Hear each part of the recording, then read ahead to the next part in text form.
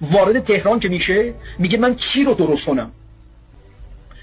جزام، تراخوم، بهداشت نداشتیم، شرف نداشتیم، آبرو نداشتیم، حیثیت نداشتیم، ما هیچی نداشتیم.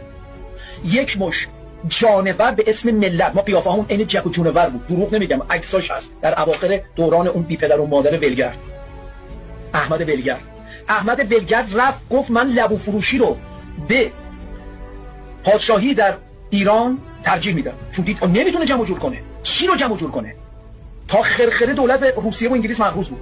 فقر، فلاکت، بیماری، بدبختی، فحشا، دزدی، اعتیاد، راهزنی، میرزا کوچکخان انگلی از اون طرف، شیخ خزعل از اون طرف، اون یکی از اون طرف، اون یکی از اون طرف. یکی میگفت من والی فارسم، اون یکی میگفت من گردن کلفت قوچانم، اون یکی میگفت من بزنم تو کاشون، اون یکی میگفت من عربده کشم تو بلوچستان، اون میگفت کردستان مال منه، اون یکی میگفت لرستان مال. هیچی نبود. تمبر ما رو روش مینوشت، بود تمبر ما، تمبر پستی مینوشتن ممالک محروسه ایران. خب برید بخونید یعنی چی. ما هیچی نداشتیم.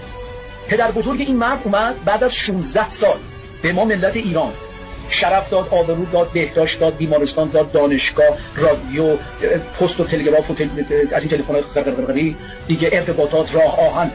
کاری در ایران کرد بیسمارک در آلمان نکرد. من با سند حرف میزنم.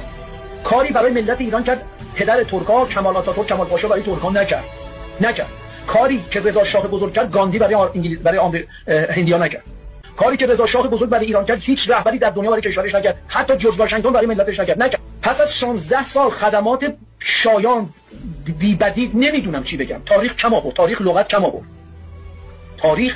کم آورد راجع به رضا شاه بزرگ چی بگه. تاریخ غلط میکنه، حتی همین تاریخ خودمون که خودمون می‌نویسیم، عشق هم می‌کنیم، خودمون داریم می‌نویسیم، خودمون هم غلط می‌کنیم راجعش می‌نویسیم، چون هنوز نتونستیم بنویسیم رضا شاه چه کرد برای ایران. لقب بزرگم کمشه. به شرافت بشری سوگند، واقعا بخوایم بگیم خدا لقب رضا شاه بزرگ بود. خدا بود. خدا اومد تو ایران ظهور کرد. اونی که میگن موسی رفته اون بالا چیزو دیده، یحیی اونو دیده، اون خدا رو دیده. خب اون رضا شاه اومد تو ایران، ما دیدیمش. رضا شاه خدا بود برای ملت ایران. تموم بود. ایران حداکثر در 2 سال دیرتر اگه رضا شاه بزرگ نمی اومد هیچی دیگه نبود. ما نبودیم، ما اینجا نبودیم. هیچ ایرانی رو کره زمین نبود.